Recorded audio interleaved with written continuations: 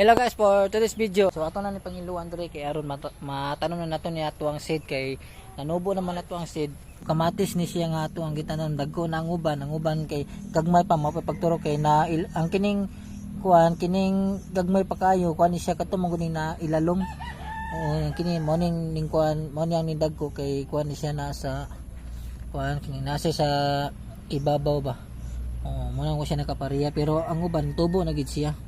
So ang gining uban sunod semana ni ato ana ni siyang i-transplant na nato ni siya diri sa yani nato ni siya ibutang dara ato na ning sugdan og hindok kay para matanom na nato ni diri ato na ni siyang ma-transplant upat ka adlaw pa siya ni tubo ng iyahang seedling.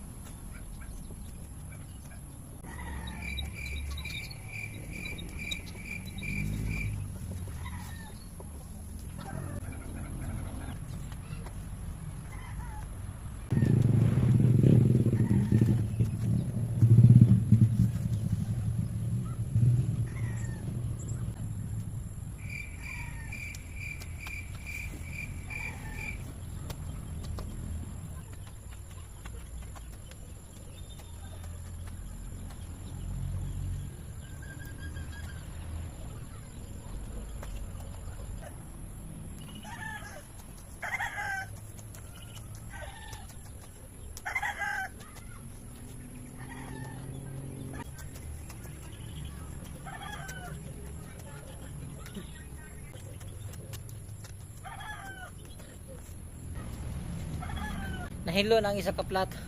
Sunod na po nato ni kanon hiluan ning ikaduha nga plat. Then pagkasunod na kini na pong ikatulo.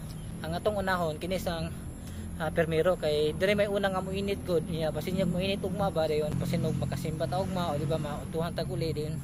Dire nga dapita una ni moinit. Manang kini akong giuna karon. Nahilo nang isa ka plat. So ang isa ka bid nahinlo na. So andrin na lang ugma kana. Then sunod ugma kanong isa. Andrin lalom ni siya kay namang ni kanal good. Unang naa siya tubig. Kinahanglan naman ni siya ikuan sa semana good, kinahanglan ni siya i-transplant. Diri na ko na ibutang. Kaya na. Grabe gipaningot siya tag maayo guys, pero okay ra na at least nakapagawas ta sa atong singot. Okay, minom tag tubig kinahanglan nga magpagawas pud ta sa atong singot. Lang mapulihan pud ba.